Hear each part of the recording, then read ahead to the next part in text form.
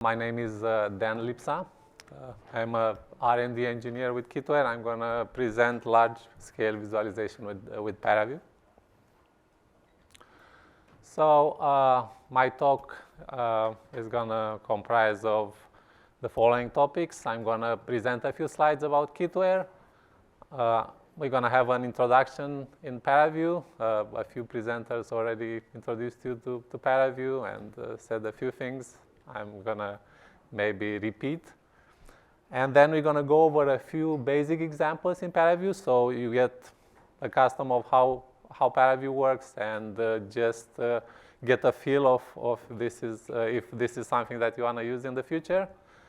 We're going to cover briefly how you visualize large models with ParaView. Luckily, this is very similar to how you use ParaView on your own desktop computer. So you just have to be aware of a few things that you might have seen in previous classes as well. So I'm going to cover those. And then I'm going to end with a few topics for further exploration. If you are interested in a few things that we don't have time to cover in this presentation. So a few slides about Kitware. We are an open source software R&D company. We focus on 5 core areas. We have 5 core areas of expertise. Computer vision. So in each area, we have a few platforms where we try to develop together with our collaborators. We try to enhance those platforms. So for computer vision, Telesculptor is a photogrammetry application where you take a series of images from different angles, from satellite or drone, and you build a 3D model of that area. VIAME is a video and image analysis for marine environments. So it looks at different marine species and try to categorize them. Quiver is a library of computer vision and machine learning algorithms. Data and analytics focuses on mostly information visualization on the web and also geo-visualization. HPC and visualization group, this is the group I'm part of. We develop together with our collaborators VTK. This is the visualization library ParaView is based on. ParaView, so ParaView adds to VTK the ability to use it as a application, UI application, and also it adds a lot of code for making parallel processing easier. CMB and TOMViz, these are ParaView-based applications. So CMB, Computational Model Builder, it focuses on the pre-processing part of the simulation pipeline. So ParaView focuses on post-processing, just visualization. CMB helps simulation domain experts to pre-process their data, associates attributes with various parts of their mesh, and makes it easy to submit that mesh or that data to the simulation.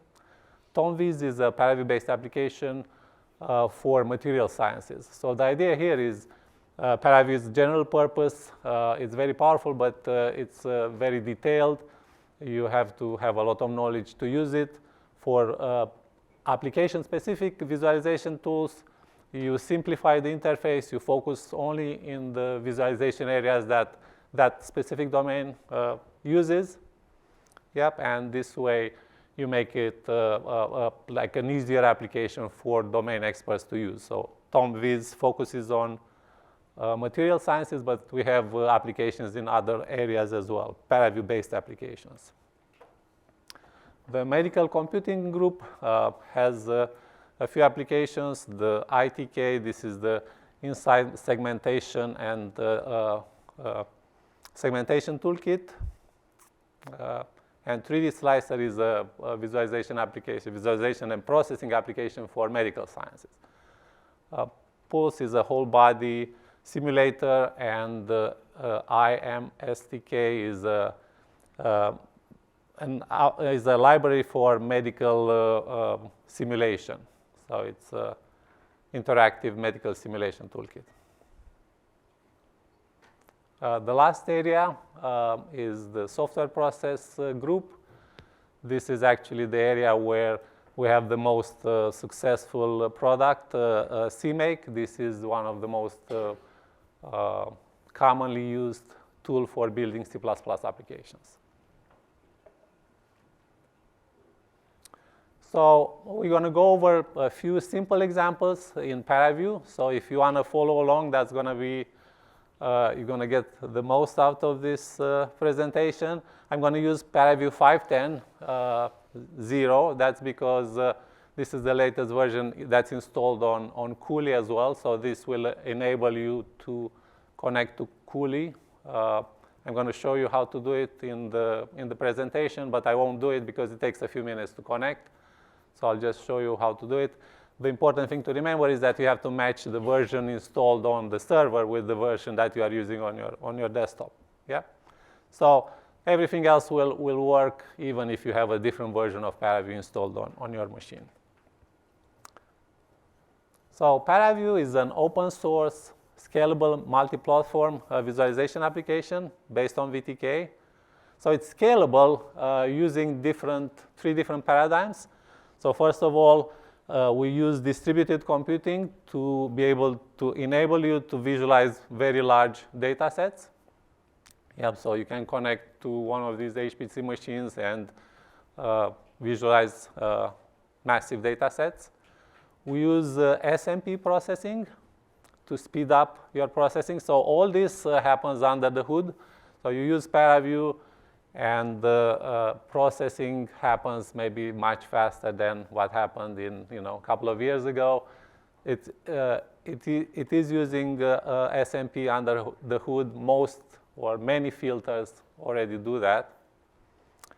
And also, an emerging technology is we start using GPU for speeding up applications. So we do that using VTK-AM. Right now, I think the next version of ParaView will have settings where you can say that for certain filters, please use the GPU accelerated versions. The goal is, I think, in the future, for this to happen transparently. So you just use the filter you want to use, and it tries to accelerate using the available hardware on your machine. Yeah. ParaView has an open, flexible, and intuitive user interface, and it has an extensible and modular architecture based on open standards. So you'll see that ParaView is not only one application, it's a sort of suite of applications, or you can use ParaView in different contexts. So the first is ParaView on the desktop. This is the application you load. You visualize your data on your local machine. ParaView can be used on the web as well. So we replace the user interface with a web-based user interface that connects to a server. Everything happens on the server, but the visualization and the user interface happens through this web interface. This is not 100% matched to what is available on the desktop, but the goal is to get there. And we build a lot of sort of custom-made applications using our web-based interface. We also have a version of ParaView that can visualize completely inside the browser. So this is Glance is based on VTK.js. This is a version of the visualization toolkit library that runs. It's rewritten in JavaScript. And again, it aims to completely match what is available in VTK, but right now it doesn't. It's a subset of what's available in VTK. But this is something that, if you are interested in web-based visualization, this is something that you can use today, and we use this a lot in our custom applications. So you can access ParaView through Python scripting. So instead of using the interface to build your visualization pipeline and produce your images, you can do the same thing using Python. ParaView works in these cave environments and also works with VR with several VR toolkits. So as I said, ParaView works very well in parallel. It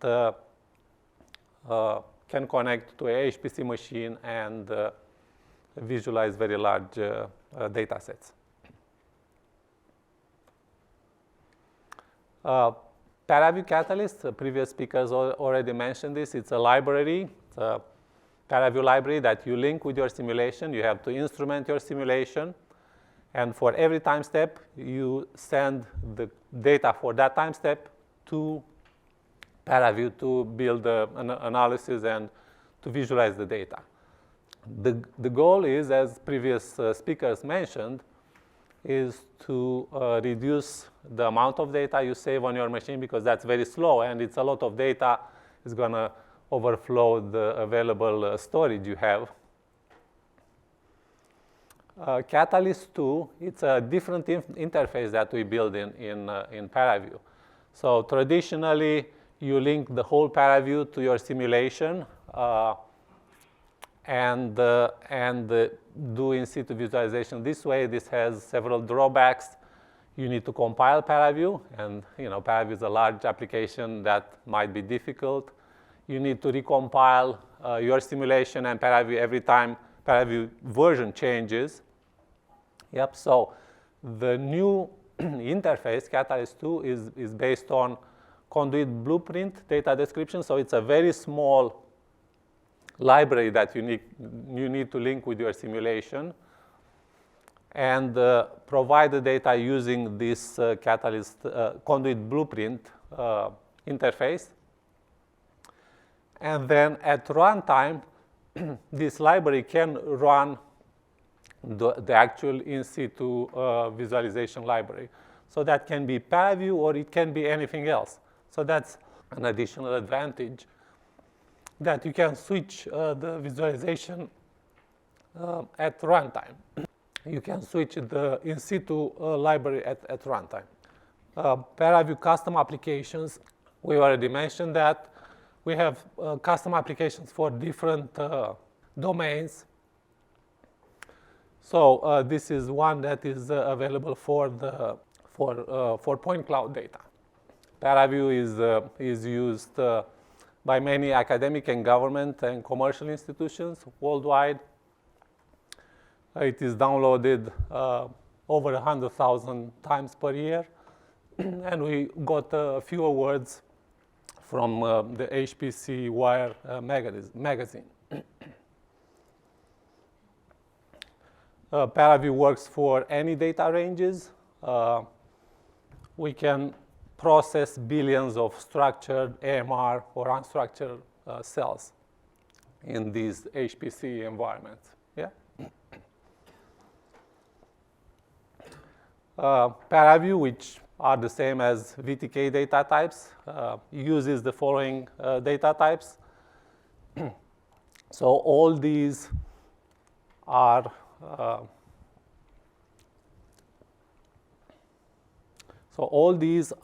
just optimizations of the most complex data type. That's the unstructured grid. The uniform rectilinear grid needs to store only the origin and the spacing. And then all the point data and the cell links can be inferred from that.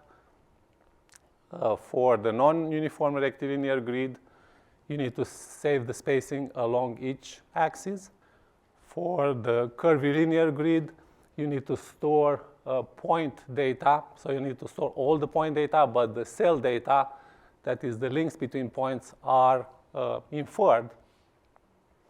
The most complex, the most detailed data types, polygonal data and unstructured grid. For that, you need to store both point positions and cell links.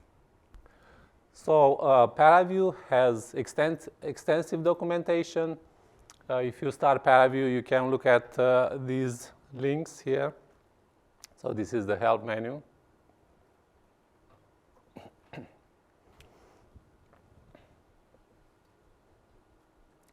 We have a small document that shows you how to get started.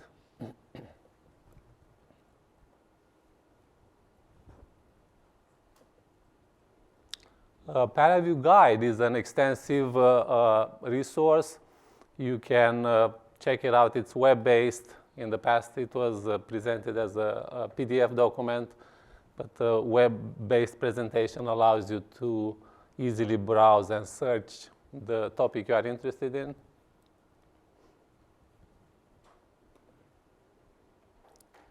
The filter, reader filter and writer reference. This is a list that presents all the filters, that is the algorithms that you can use in ParaView, all the readers and writers. So regarding this list, these are only the readers that are compiled into this version of ParaView. Potentially there are other readers, so if you look for a specific reader, it might be already in the sources, but you'll have to recompile ParaView. This is because certain readers use external libraries that either are not free or they are not included in the binary. So some work needs to be done to include the external libraries in the binary to make sure that they compile on every platform. So that might have not been done. So always check the source code for this list. And also, when you click on the reader, you can see help for all the properties that you can change for that reader. Yeah, and the same for filters and writers.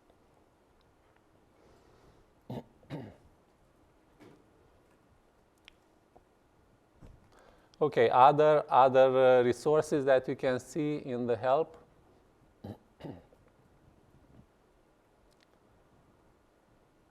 The self-directed tutorial, this is a PDF document. It's very good. This presentation uses some examples in that tutorial as well. So it just walks you through many examples that will allow you to get used to it with ParaView. We have additional tutorials. The ParaView website lists all these resources. ParaView Wiki, this is useful if you want to build a ParaView-based application, or if you want to learn detailed information about a certain usage of ParaView. Maybe some things are older, but it's still very useful resource. ParaView community support. This is with a message board called Discourse. Yep, and you can ask questions on this message board. It's quite lively. Probably you have 10 to 15 topics every day, and all these topics are answered by the community. Release notes. You can see release notes for the current version, and we have some more tutorials, and a good resource to keep track of what's going on in ParaView. You can see the ParaView blog.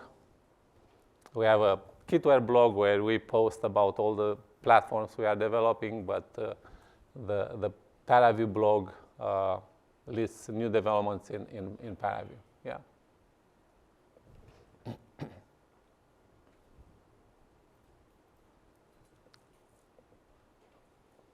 Okay.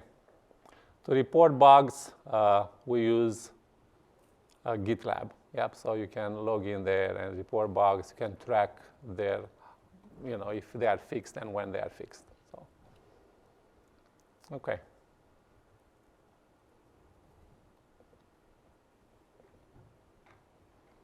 So let's look at basic usage for ParaView. So we're going to go over a number of simple examples to just get used to how ParaView works. So as any UI application, it has menus, it has toolbars to store the most commonly used commands that are available in menus. On the left side here is the pipeline browser.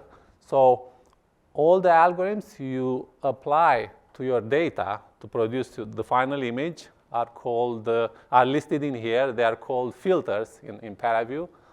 So the pipeline, the visualization pipeline, it's listed in this menu, in this pane here.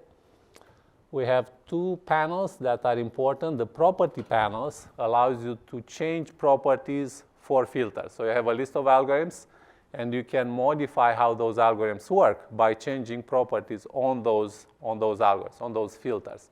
So to do that, you select the specific filter and then change the properties in here in the properties panel. The information panel allows you to see information about the selected data produced by the selected filter. Yep, so every filter produces some data. You select that filter and you see information about that data, such as bounding boxes, number of cells, number of points. Yeah. And then you have the 3D view. So let's look at a small example. Yeah. So please start your version of ParaView. So we're going to create just a cylinder that's creating data in ParaView. You can either create data or you can read data in ParaView. Creating data, those filters are called sources. Yep, so you're going to create a cylinder. This is found here in alphabetical cylinder, yeah? So notice you have a number of properties here for the cylinder that you can change, and you have this apply button that you can, this is how ParaView works. Every change you make in your filters, or every time you read data, you always have to hit apply. This is because operations in ParaView can be time consuming. So instead of applying directly the operation, you always have to hit apply. So let's hit apply here, and you get your cylinder. Yeah. You can change the resolution of the cylinder. So that's a property on the source. Yeah. And this is how everything works in ParaView. Select the filter or the reader, change a property, and then you hit apply. So while we change the resolution, you have a much higher resolution for the cylinder. Yep, so this is the properties associated with the current filter. Okay. What can you do with an image? Let's say with our cylinder, you can do simple camera manipulations here. So let's look over what's available in here. So these are the camera manipulations. You can rotate your data. Yeah. Usually you need a mouse. It's a good idea to have a mouse with you, but if you just have a laptop, you can pan using the shift, and then you can zoom using the control. If this doesn't work for you, you can edit settings, and you can see camera interaction options. So if you have a mouse, left button rotate, middle button pan, right button zoom, and notice I applied the same changes to shift and left button and control and left button. Yep. So this is for laptop manipulation. Okay. And there are many other changes that you can choose. You can sort of customize everything so that it works well for you. But that's what I've done so that I can do fairly similar things that I can do with the mouse. Yeah. Okay. So if you zoomed your data, we have several buttons to reset your model so that it fits nicely in the window. So this is one of them. Reset, zoom to data. If you have several data sets loaded in ParaView, you can select the data set you want, and then you use this zoom to data to place that data set into the window. This is, it sort of increases the size of your model a little bit. Let's see.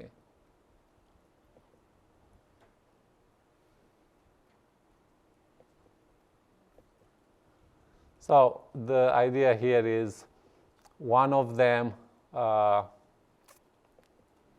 makes sure that the whole bounding box always fits in the data. The other one make sure that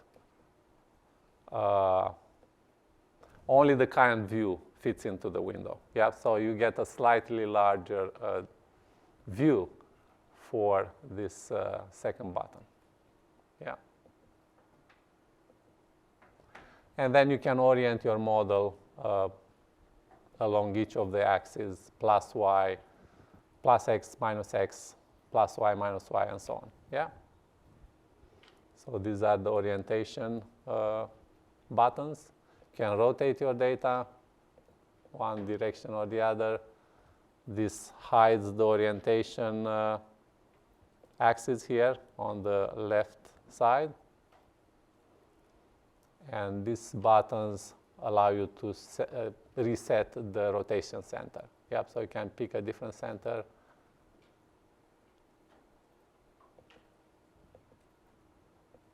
And then everything is going to rotate around that center. You can show that center, yeah? Or you reset the center to move it back to the center of your object, yeah? So these are simple camera manipulations that you can use. We already seen how you change properties for the selected filter. Yeah. We've seen these buttons. So apply, you have to always, once you change a property, you have to hit apply, otherwise you won't see any change. Delete deletes the current filter. Reset resets to the previous property. So you can change the resolution, but then you change your mind. Hitting reset will get back to the previous value of the property. Those were properties associated with, so notice in the properties panel, you have 3 groups of properties. The first one is associated with the selected filter, yeah? The second group of properties, these are display properties. These are associated with selected filter and current view. So these are properties that change how your model looks like. So we're going to look at those display properties. So for instance, you can change how your cylinder, change the color of your cylinder. This is the edit color map property, and this is also replicated in the toolbar. So change the property, make that red. Yeah. This is also used for color mapping when you map a scalar to colors. But if you don't have any scalars, it just changes the color of your object. Okay. And the last group of properties, these are view properties. So there are a number of properties here. An important one is to show the axis for your data. Yep, so this way you just have a one view glance of what are the bounds of your data and where important elements are. Yeah. Okay.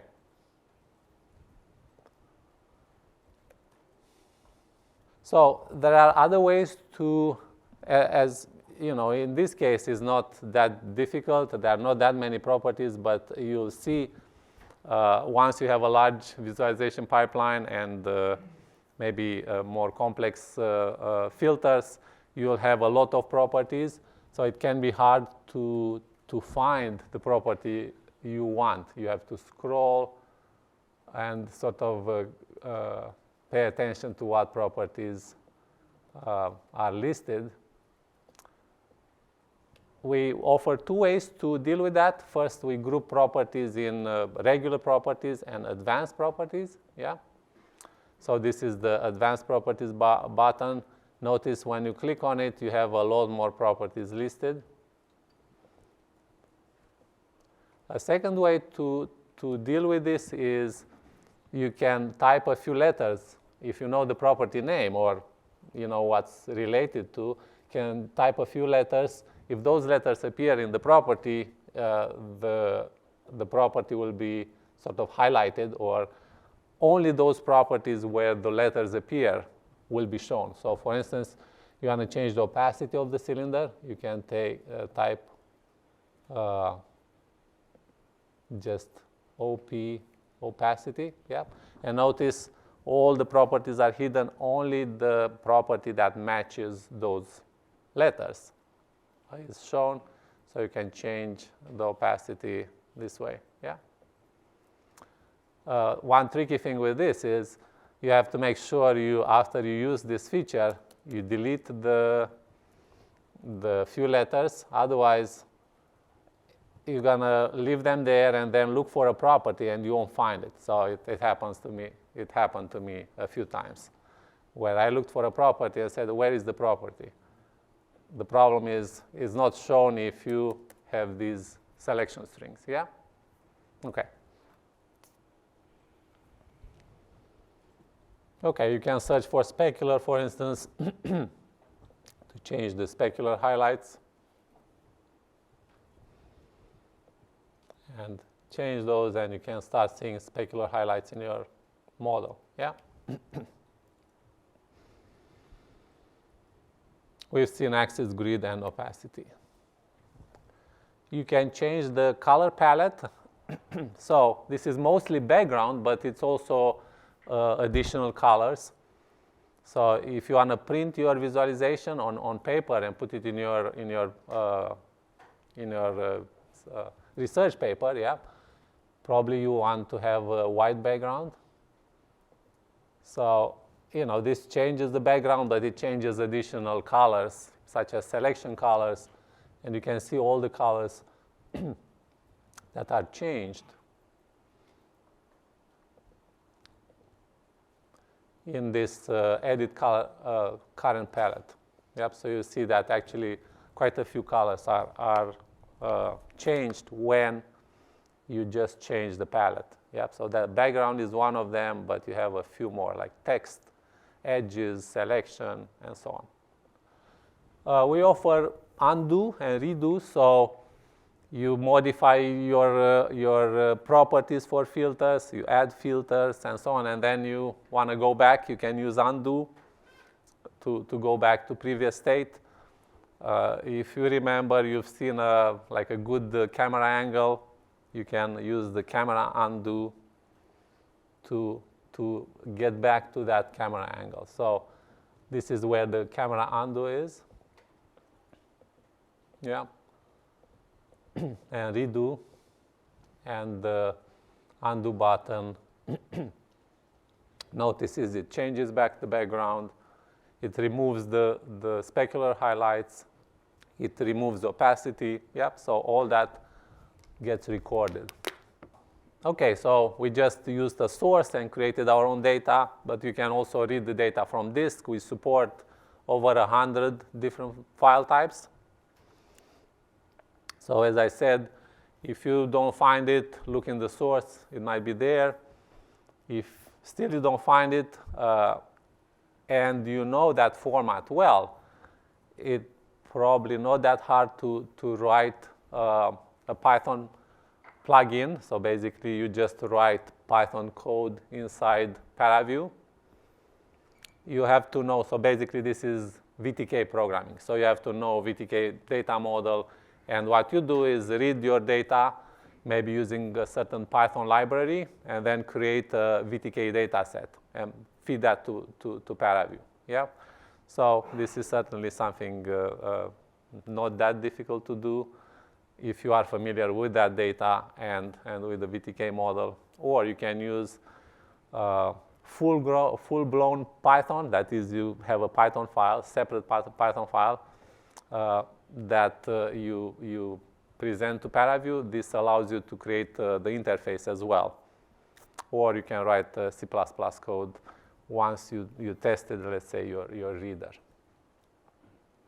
Okay, so let's look over a couple of examples with just loading some data and doing some simple visualizations on that data. So we're going to load one of the files that comes with ParaView. This is the disk data set. So to get back to the basic settings for ParaView, you have to click this reset session. Yeah.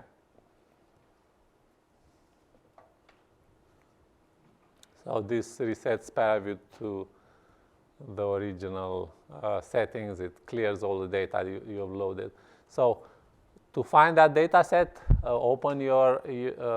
click the Open button here, and then you have a favorite folder. This is the examples folder.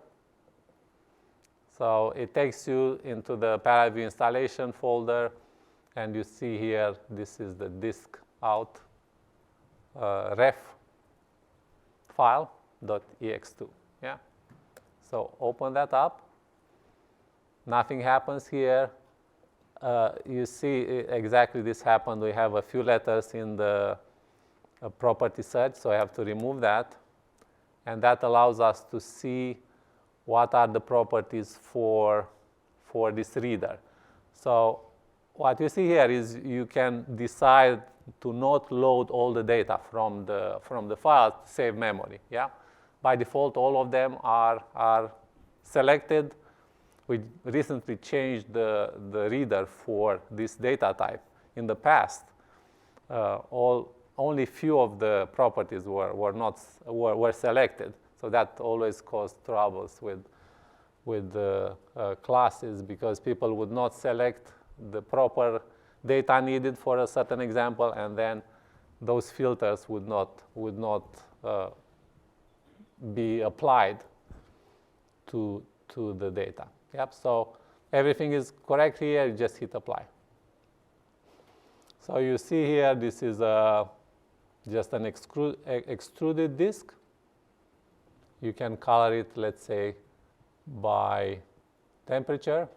So you already have a few visualizations colored by pressure. I think this looks better.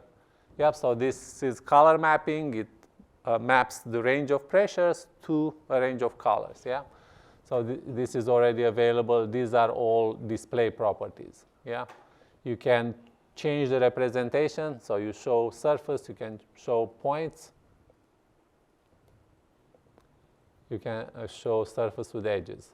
Yeah, and there are a few more. You can show a volume. So all these are very easy to just see a basic visualization of your data this way.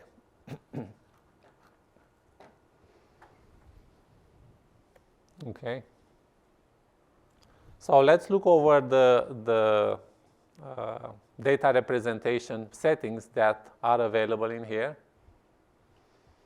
So the first one, you can toggle the legend visibility. The second button, if you remember, this was used to color your model. In this case, it's used to change the mapping between the range of scalars and range of colors. So click on it, you see like a complicated color map editor. We'll get back to it when we look more closely at the volume visualization. Yeah. The next button allows you to have separate color maps in different views. And then you have a number of rescale buttons that allows you to rescale the range of scalars you map to colors. So the first one uses the whole range of scalars. The second one uses a custom range. So the goal for this is you want to get rid of outliers, yeah? Because an outlier will change your mapping. Let's say you have a very large value, your visualization will look all blue in this color scheme, because that value sort of moves your mapping in the wrong place. So you fix that by changing, by rescale to custom range, and you change your custom range so that you get rid of the outlier. Yeah? You can use this rescale to custom for temporal data set, or you can use the rescale to data range over all time steps. So the idea here is that the range of the different time steps will vary. ParaView sets the mapping based on the first time step. And that may cause problems. Your visualization may look wrong again with the same idea. You have an outlier in one of the time steps or in the first time step. Or sometimes simulations start their first time step has everything 0. So that will give you the wrong range of scalars to use for the rest of the visualization. Yeah. And this is just rescaled to visible data range. So this is useful to see the most detail for the current view. Okay. So we've seen this. You choose the scalar you color by. Yeah. And then you choose the representation. Okay. So so all this is simple. The ParaView has over 200 filters. And if you look at them, let's see for this. So filters menu, and then alphabetical. Yeah. So it's a lot of filters. As you use ParaView, you learn more and more of them. You notice some of them are grayed out. So let's look at the common filters. And if you go over the grayed out filter, you see in the status bar the reason why you cannot apply. So you cannot apply that filter. So in this case, for extract subset, it tells us that the input has to be image data, rectilinear grid, or structure grid. Yep. So if the filter can be applied, it gives you a short description of what that filter does. Okay.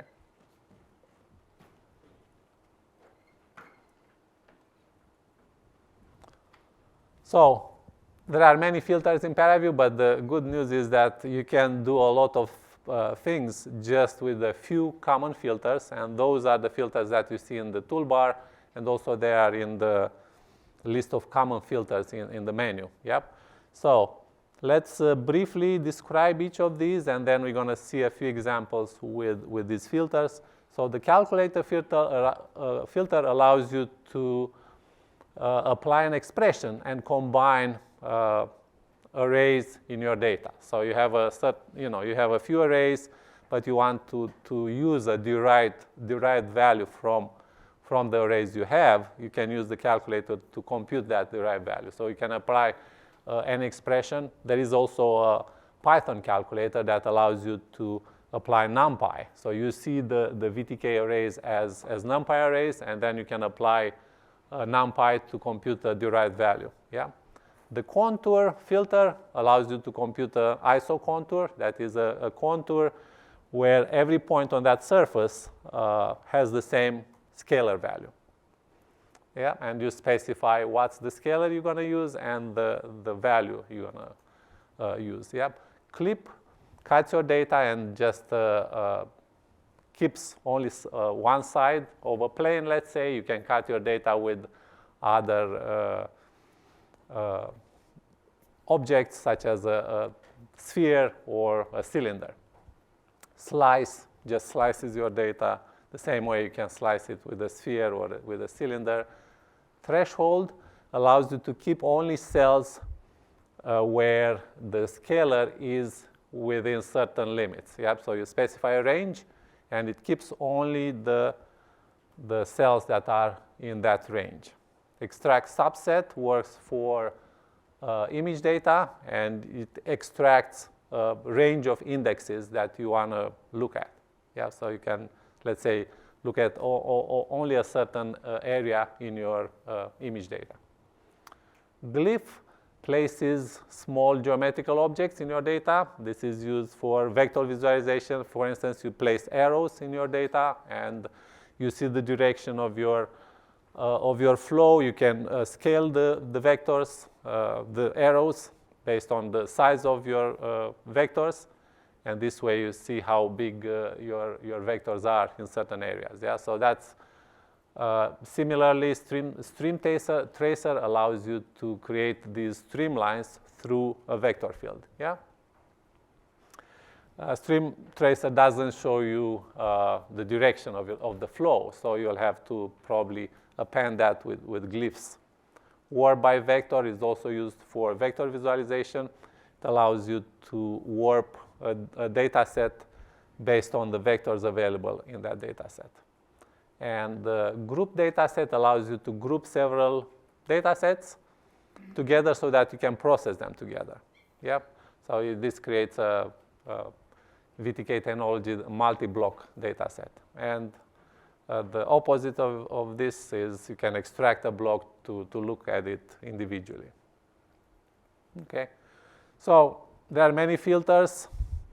You can choose you can choose them from menus, or you can just type a few letters and choose the filter this way. So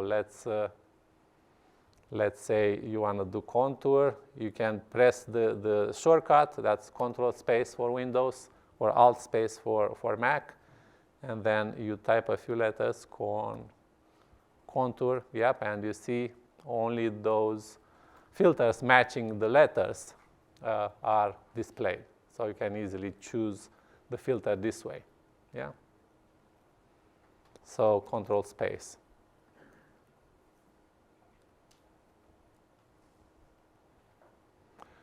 Okay, so let's apply the contour filter. So always when you apply a filter, it's important to be aware of what the input for that filter is. And you specify that by selecting the filter that produces the data you want to use for the new filter. Yeah? So in our case, we just have one filter, so it's not a big deal. So this way, it creates the contour filter. When you create a contour, you have to specify what you're going to contour in on. So that's what's the scalar you're going to contour on. So we said temperature. And then you specify the value. I think that's 500, 400, yeah? And then apply. So this creates a surface where all the values on that surface have the temperature 400, yeah?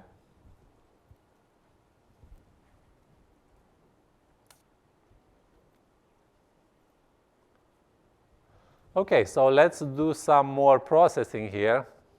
So we want to use the extract surface. So extract surface, you've seen the cylinder, that's a volume, yeah? Extract surface just extracts the shell surface from the data. So when we extract surface, we have to be aware what is the data you want to apply to. This is already a surface, so what we want is we want to select this disk, yep, and then type extract surface, yeah. So notice a lot of the filters here are grayed out, but not the extract surface. Notice in the pipeline browser, it shows you that extract surface applies to disk, yeah? So you just apply here. So this looks very much like the original disk, but it's just a shell. So to see that, you can clip.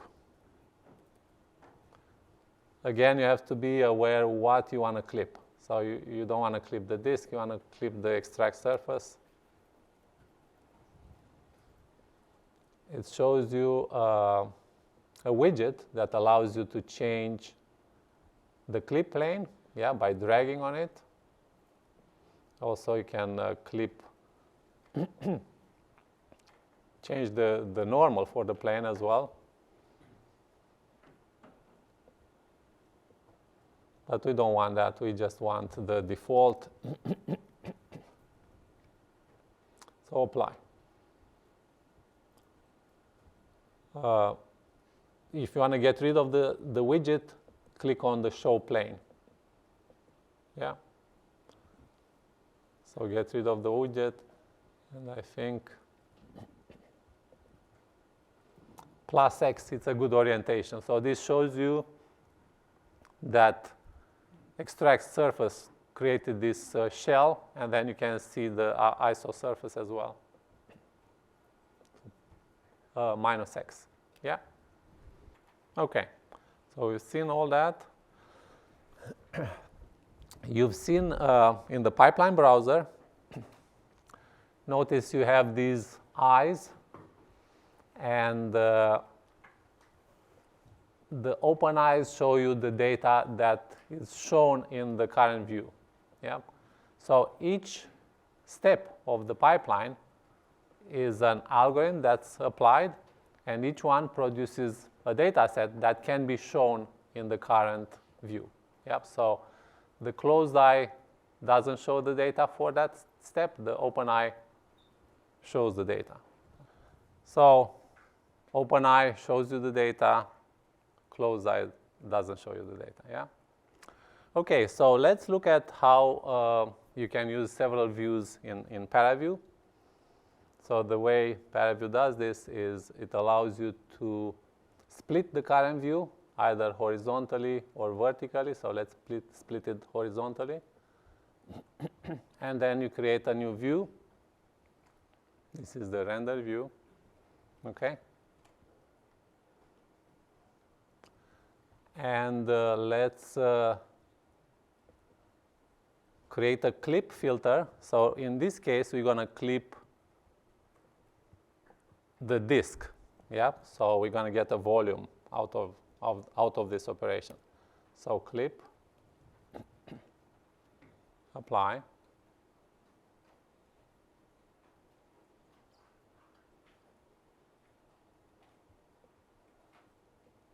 Let's see. Okay. So it shows you, by default, it shows you the representation is, let's show the actual disk. Yeah. Go back to the clip. So we're going to clip the disk, apply, get rid of the plane, show plane, yeah. So this gives you the actual volume. Notice the cameras are not synchronized, so you can synchronize the cameras by right-click. Let's say we like the left view, minus X. Right-click on the view we don't like, link camera, and then click on the view we like. Yeah. So let's change this to show pressure, show temperature. Yeah. So this way you can have one view that shows you temperature. Let's say the other view shows you pressure. The contour, let's make that pressure as well. Okay. So one view has the outside shell that shows you pressure, and then it has also the ISO surface at temperature 400. The other view shows you temperature. Yeah. And you can link both these two views. So these are the instructions. You can switch the views by dragging one view over the other one. Yeah. And also you can resize the views any way you want. Okay? Okay, let's look at a different example. So let's reset. So if you fell behind with this, you can start fresh now.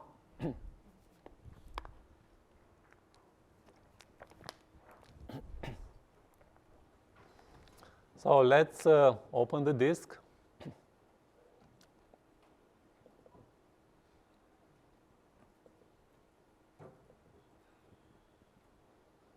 So everything is already selected. Press apply. I think minus X is a good view here. So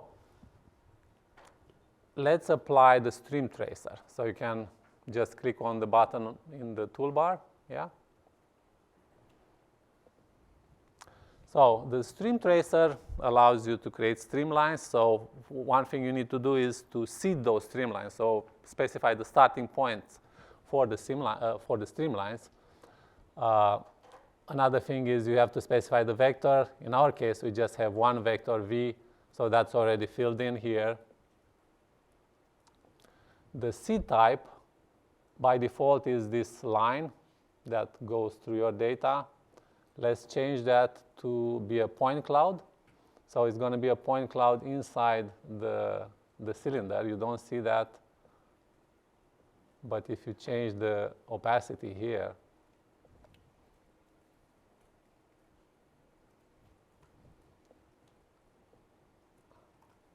and then select the stream tracer,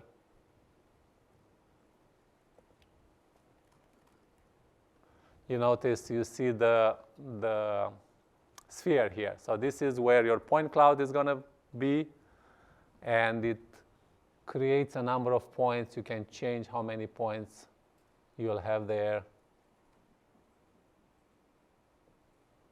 Yep, so V, the point cloud, and it shows you the center of the sphere, the radius,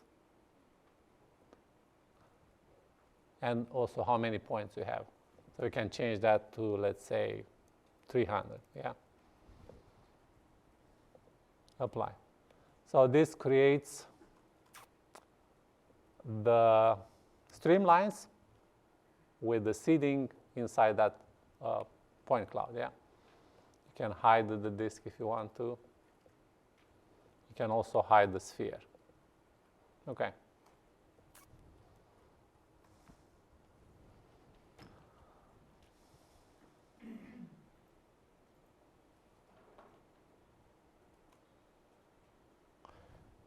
If you want to have a better rendering, so the streamlines are just lines, so you cannot render them, you cannot apply lighting to them. If you want to have better rendering, you can apply a tube. So you apply the tube to the stream tracer. So Control space tube, apply. So this allows you to see better the streamlines, okay?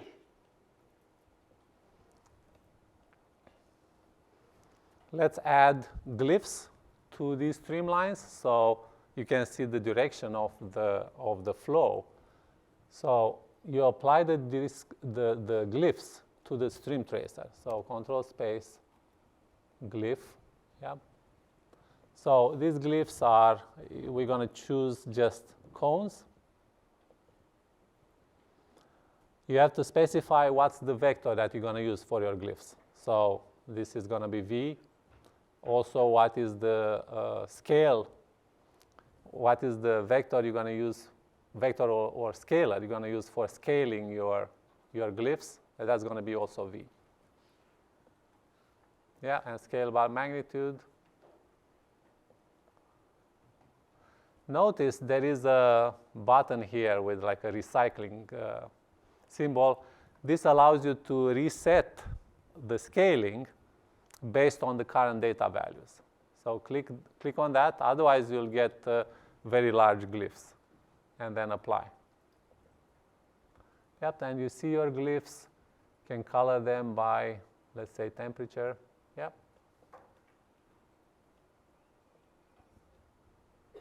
Okay.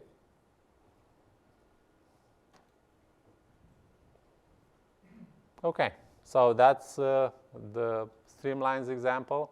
So fairly quickly with these common filters, you can get a good understanding of your data. Okay, let's reset. So reset session and look at something else.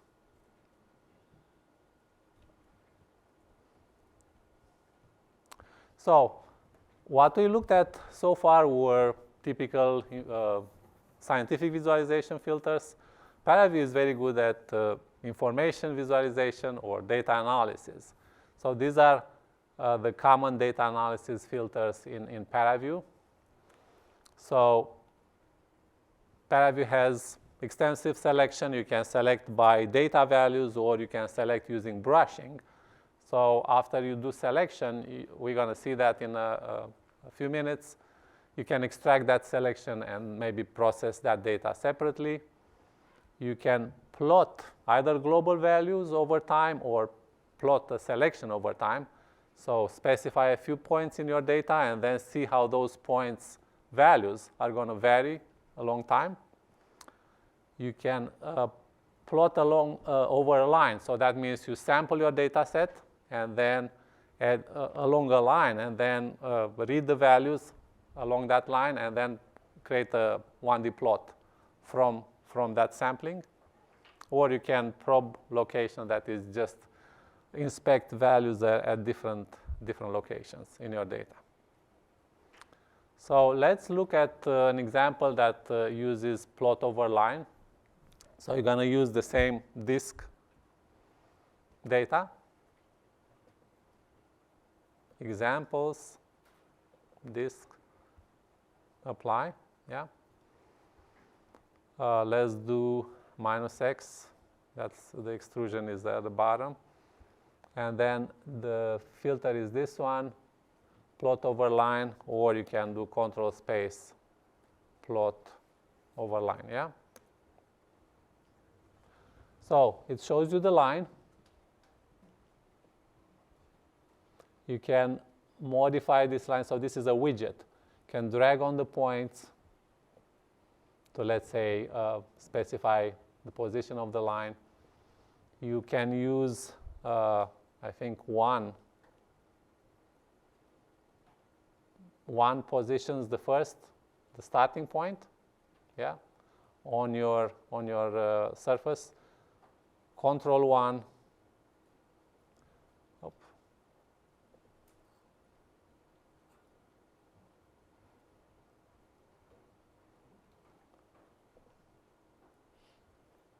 So let's view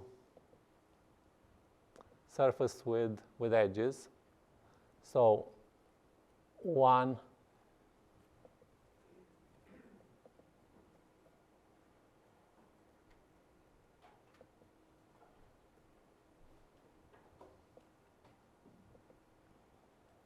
show line. Okay, so 1 positions the first point. Control 1 just snaps to the grid, yeah? I don't know if you can see that. And the same with 2 and control 2. So, you can position the line this way, or you can just type the point position. So I think a good one would be 0, and then 0, 0, 10, and then apply. So, okay, so apply will create, you can see the line if you change the opacity here.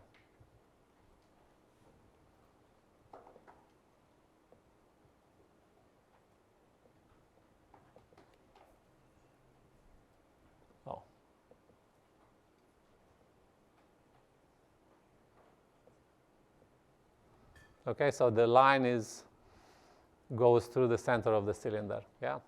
Notice, if you want to see properties, display properties, you have to select both the view and the filter, yeah? So if you are here, you don't see the opacity for the disk, because opacity is a display property. You don't see it here. So you have to select both the view and the filter.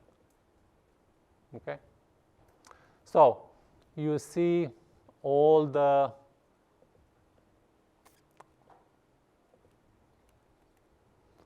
scalars in your data in this view. Let's just choose to show only pressure and temperature. Yeah? So you select the filter and the view. And then look at the properties here. Display properties show you all the scalars in the data that are shown in the filter. So we want to show just temperature and pressure.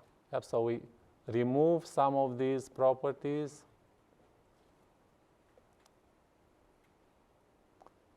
Pressure, temperature. Okay, so we have just pressure and temperature. So the temperature is very large here. Pressure, you don't really see it. Yeah?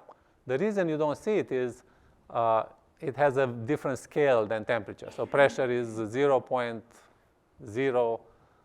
Oh, look at that, it shows you. So it's sort of crammed at the bottom here. So it's 0.02. Yeah? So how can you change this to make it more visible? You can select pressure, yeah? That's the one that you want to change.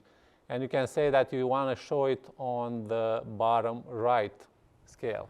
So this way you have temperature that's shown on the left scale, and you have pressure that's shown on the right scale. Because they had different ranges, you couldn't see them properly on a regular 2D plot. So we use the right-hand side to show the range for pressure. Yeah?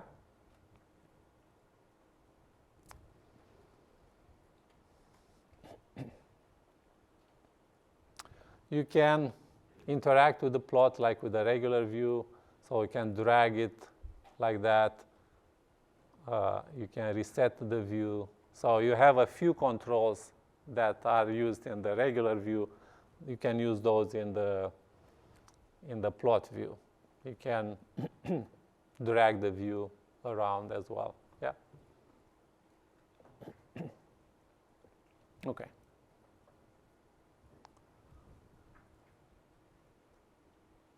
Okay, so let's look at a volume rendering example. So you're going to reset.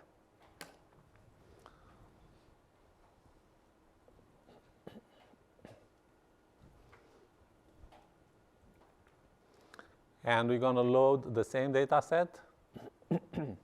So examples. Just a question. Yeah. Can you export the line data to a file?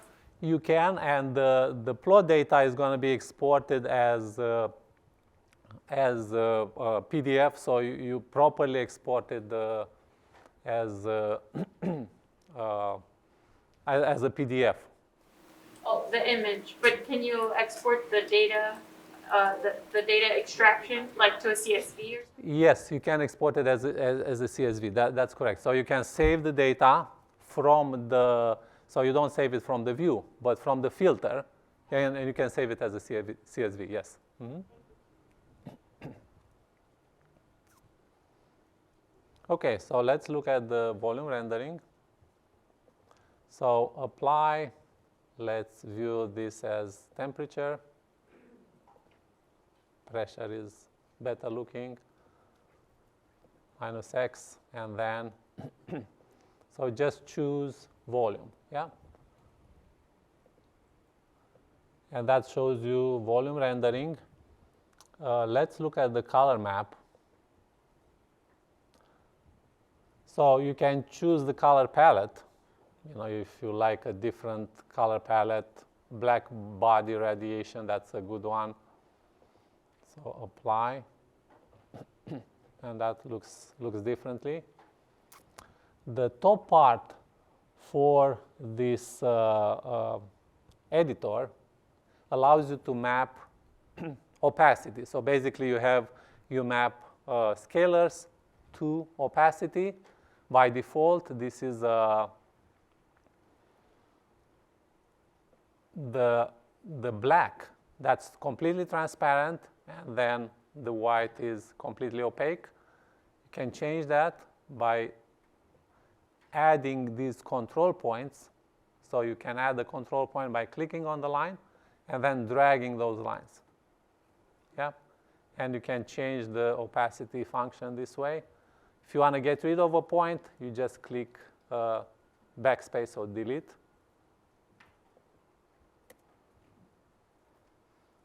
Yep, so you can create a so-called transfer function, opacity transfer function this way, yeah?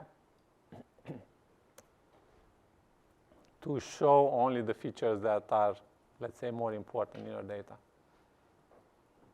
Let's say you want to show something at the lower bounds as well. Maybe this is too opaque. I'm going to drag it, make it a little more transparent, yeah? So you can get a completely different look and just highlight certain features in your data.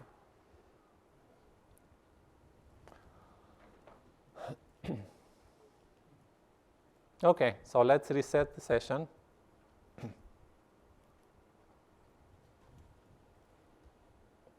And look at something else.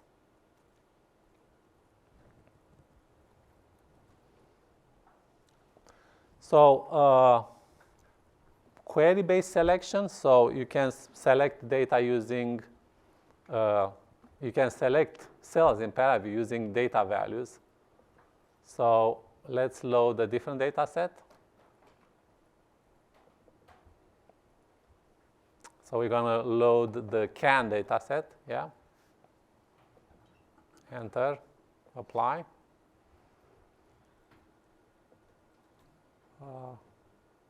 Plus Y, it's a good view.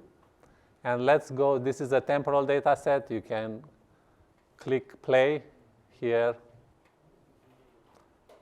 or you can go to the first and the last data set, last time step. So let's go to the last time step, and then find the data matching various criteria. Yep, so click on this button here. So this allows you to select from the CAN, let's say, cells with EQPS is greater than 1.5, yeah?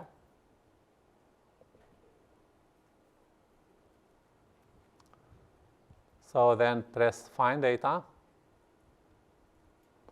So notice number of rows are created here, and the data is highlighted in your image, and you see all the data that has the EQPS greater than 1.5, okay?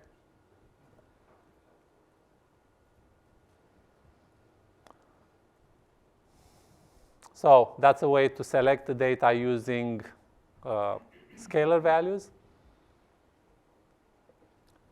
You can clear the selection by using this clear selection button here. But you can also select data using brushing. So let's say you can select cells. This one. So select cells on the surface, and you specify a rectangle, and all the cells on that surface are going to be selected. And notice in the Find Data dialog, all these cells are also listed in the spreadsheet here. Yeah.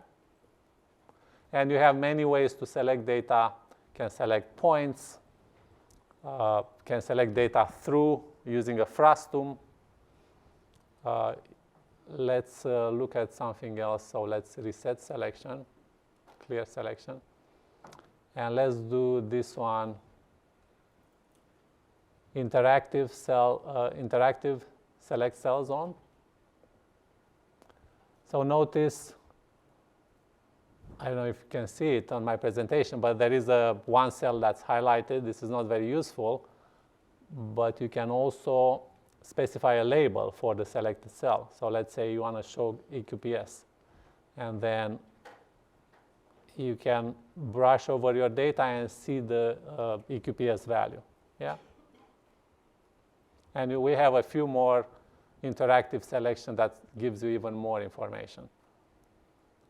So, for instance, you can do hover cell zone, So this gives you all the values. Yeah. Okay.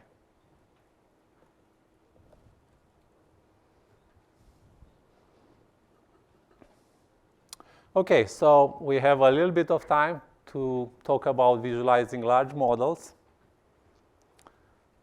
As I mentioned, visualizing large models is pretty much the same way as visualizing regular data on your desktop.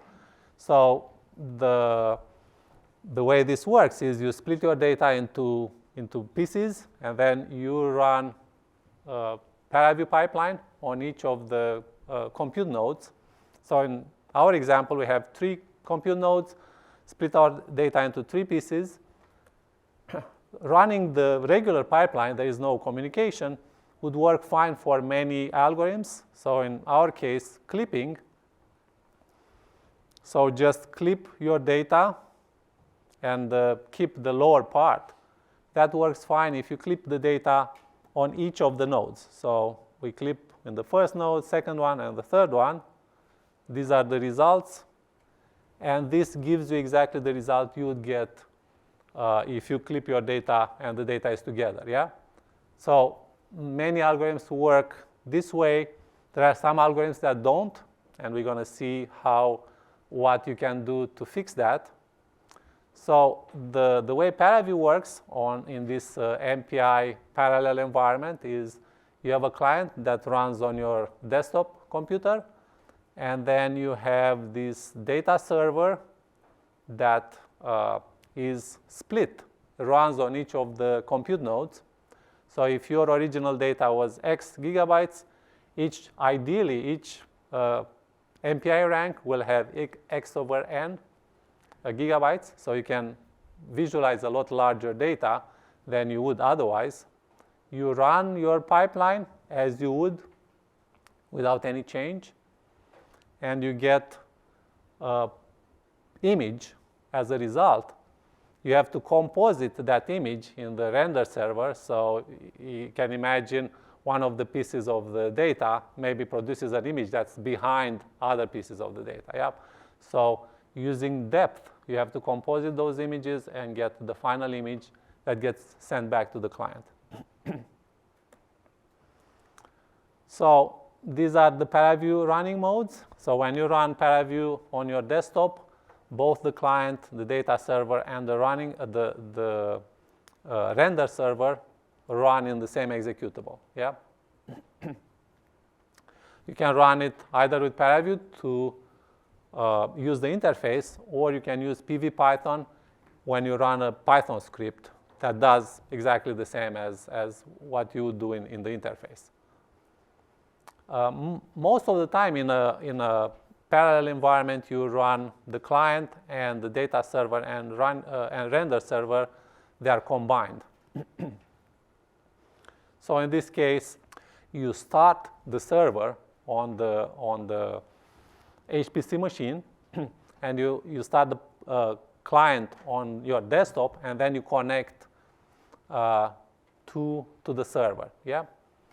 The same way you can run PV-Python. You have a script, but inside your script, you have to have a connect operation there to connect to the server. Yeah. There is another mode of running ParaView. You can run the ParaView only on the server using this PV batch command. So this allows you to run only on the server and, let's say, save data pieces or images. You can run the render server and the data server separate, but this is not very efficient and is not commonly done. Okay, so how do you connect to Cooley?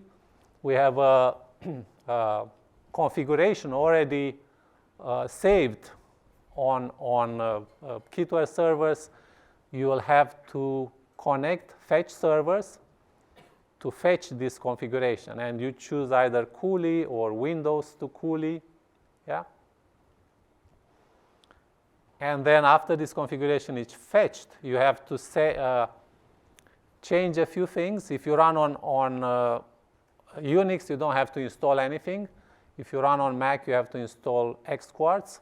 That gives you the X term. program, specify the server you want to connect to, your username. You have to specify the version you're going to use. So in our case, it's 5.10. That's the version that's installed on Kuli. If you use a different version, you have to make sure that's available on Kuli. So the versions have to match, otherwise it won't work. You specify how many nodes you reserve and how many minutes you're going to run, your account number and the queue. Yep, so the account number is ATPESC 2022, yeah? On Windows, you have to install PuTTY. I've seen this is already installed, by Visual Studio, so it might be a number of locations you you can pull this from, but you can install it and make sure you point to P-Link. This is the program you're going to use to connect to the server, and change the same values, the username, ParaView version, yep, the account number, and all these values you change for Mac. I won't connect, I just tried this morning, so it does work. It takes a few minutes to connect. So there are certain operations where just doing the processing in your normal way won't work. So this is one of the cases. Let's say you want to find out the external faces of data. In our case, we just find the perimeter of the data. So if you use the data on your desktop, the perimeter is going to go around this object, yeah? If you run the same algorithm on each of the pieces, you'll have duplicate lengths for the internal faces. Yep, so these are going to be duplicate because they are computed several times for each of the pieces. So the way you solve most of the problems for parallel computation is you're going to add a layer of one or several layers of ghost cells. So for our example, adding those ghost cells will prevent, or that when you do the processing, you don't add the faces, the perimeter that's adjacent to ghost cells. So in our case, we won't compute these internal faces, and when you add the faces together, you'll get the correct result. Okay? So we have a few filters that help you provide ghost cells in data if you don't have them already saved in your data. Yeah. So for unstructured data, we have this ghost level generator that creates ghost cells in your data. We have this filter D3 that not only creates ghost cells but redistributes your data for visualization. Yeah. And I have an example here with calling the extract surface filter without ghost cells and with ghost cells. Yeah, so you don't get the right result without ghost cells.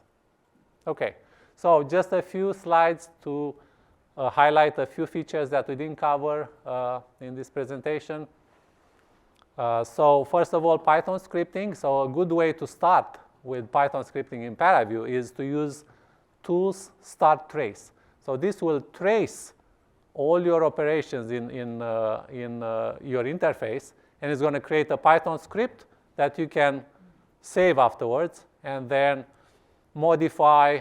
You can run it directly, but you can modify it and let's say change it so that it works on a batch of images or a batch of data sets instead of just working on one data set. Yeah? So this way, start trace and end trace is a very easy way to get started with ParaView scripting.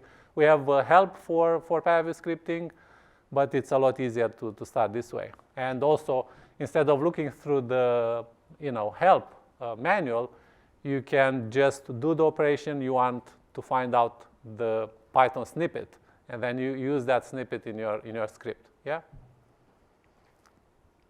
You can build user-defined filters. I already mentioned that. The calculator allows you to do different operations using a calculator interface. The Python calculator views VTK or ParaView arrays as NumPy arrays, and then you can use the power of NumPy to combine those arrays any way you want. And the programmable filter allows you to write any filter you want, any processing you want in Python. Yeah? So you can use a programmable filter. This gets saved with your pipeline, or you can use Python algorithms or plugins, this sort of expanded way of writing custom filters allows you to do interface, and plugins you can use C++ as well to speed up things. And ParaView also supports animation, so you can play temporal data. We've already seen that. You can create a flyover your data. You can animate filter parameters. So for instance, in this picture I have a slice where you can animate the slice position. Yep. So you can create sort of more interesting animations. And advanced rendering, several speakers mentioned this as well. So ParaView provides physically based rendering. So there is an option in the interface where you can show that your images are going to be brighter and they're going to look better. And also we integrate ray tracing in our program, both Intel Osprey and NVIDIA optics. So you have to have an Intel processor, and you have to have NVIDIA. So unfortunately, Macs don't work here, but you can create very good-looking pictures with ray tracing. So that ends my presentation. Thank you. Are there any questions?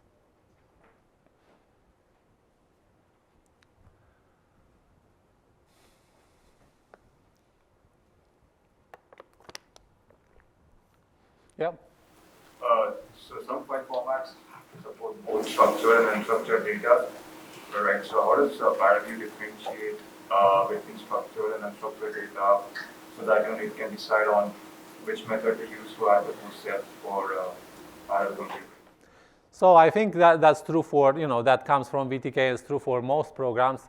The reason why we distinguish between them is because structured data, often when you run algorithms on structured data, they are faster, and also they eat less memory, so they consume less memory. Unstructured data, most algorithms will run slower, they're going to consume more memory.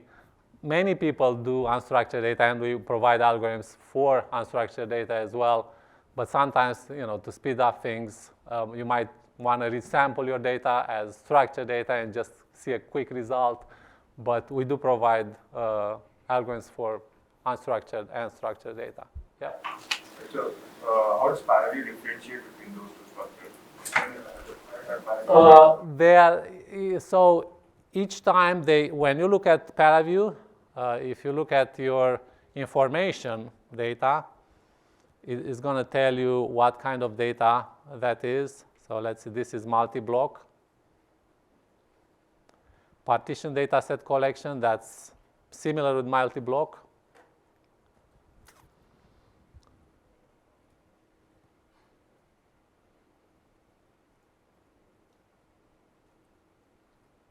So it doesn't tell you what are the blocks because they can be different types. But let's look. What's that? If you click on one of the blocks in the view, I believe it'll tell you. Okay. So let's see. Let's load something. Maybe disk.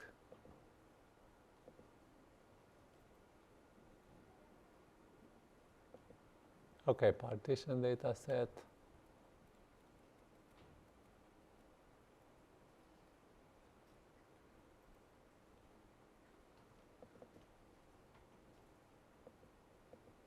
But you'll see it in the interface, in the information. So let's do something like slice.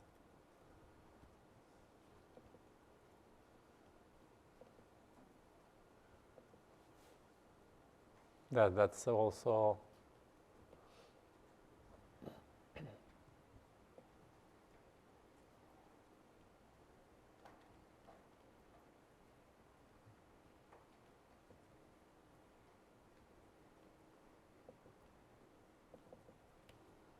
assembly. Does it tell you what the blocks are? I don't see that. I thought it did. Yes. Maybe that's a different. So we recently changed multi-block to this partition dataset collection. So maybe that's we missed this part.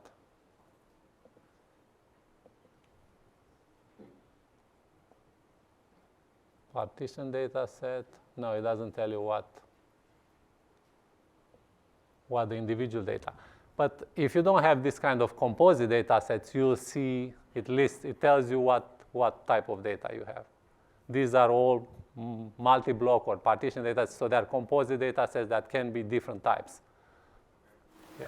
So the user doesn't have to specify if it's structured or unstructured. So it depends on how you saved it. If you save it as structured, ParaView will load it as structured. If you save it as unstructured, ParaView will load it unstructured.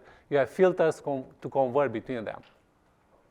Or if you apply a filter, for instance, you have a structured data set, and then you apply a slice, you will get an unstructured data set because those cells are going to be at different positions, so you won't be able to create a structured data set. So filters will change the type of your data as well. Clip, so that's also something you have to be aware of.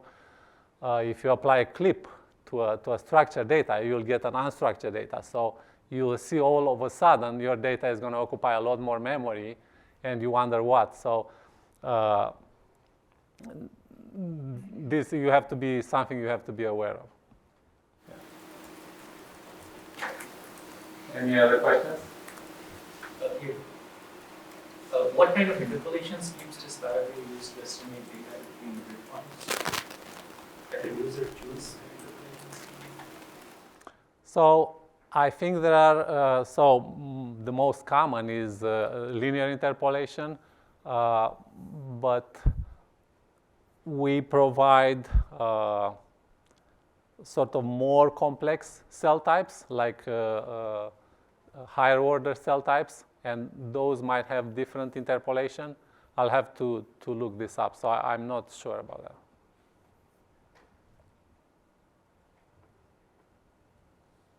Yeah.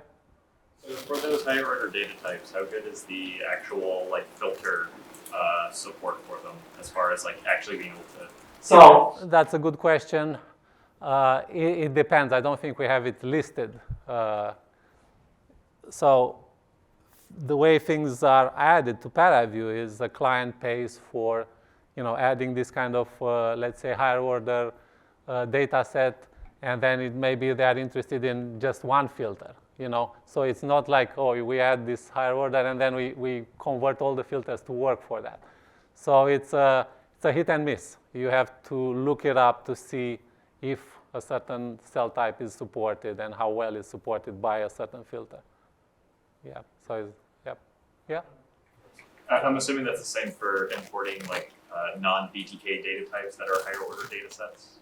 That is correct. Yes. So if somebody was interested, either contributed that code or paid for that to be added to VTK or ParaView, is there. If it's not, that means somebody has to work on it, or somebody has to pay for being added to VTK or ParaView. So some filters work with cell data, some work with point data. Is there a general rule on that we can think of? So we have conversion filters between cell and point, so you can do that. But I think the rule was maybe what made sense at the time when you wrote the filter, what the person thought that's the most common type. But again, there is no general rule about that. You just have to convert between them if it doesn't work. Yep. Thank you.